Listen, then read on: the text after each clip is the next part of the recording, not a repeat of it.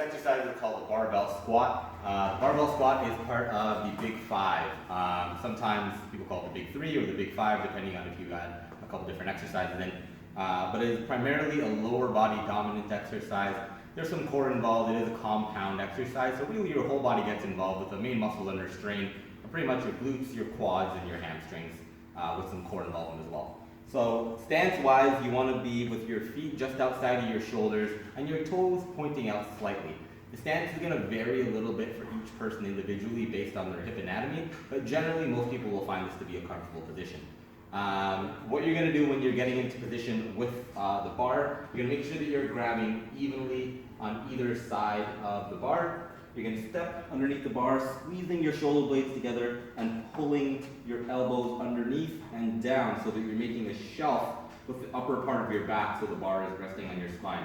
You're then going to stand straight up, squeeze your glutes, and take 2 to 3 steps back to get into position. You don't want to take too many steps sort of fiddling around with the bar, wasting energy.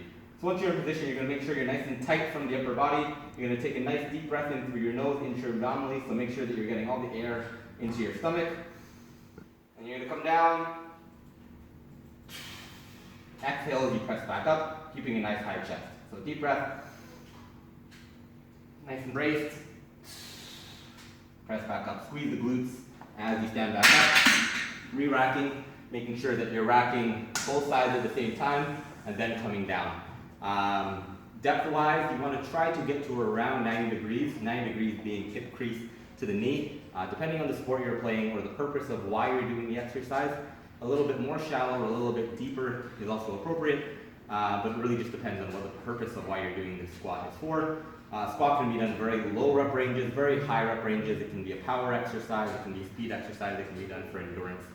But positioning-wise, you want to make sure that your knees are tracking over your toes. If they pass your toes, that's actually fine. It's a common misconception. It actually is fine for your knees to pass your toes, but you do want to make sure that you're not caving in or pushing out too hard. And you want to make sure that your feet are staying flat. You're not coming up on your toes, or you're not squatting down on your tippy toes. As you can see, I'm using a shoe with a bit of a heel. That helps with my ankle mobility that's a little bit lacking. So generally when you're doing the squat, you really want to make sure that your ankles are warmed up. And if you're still struggling a little bit, in the early stages, it's sometimes okay to use just a little bit of a lift, maybe like a 5-pound plate underneath your heel, just so you can get down to some depth.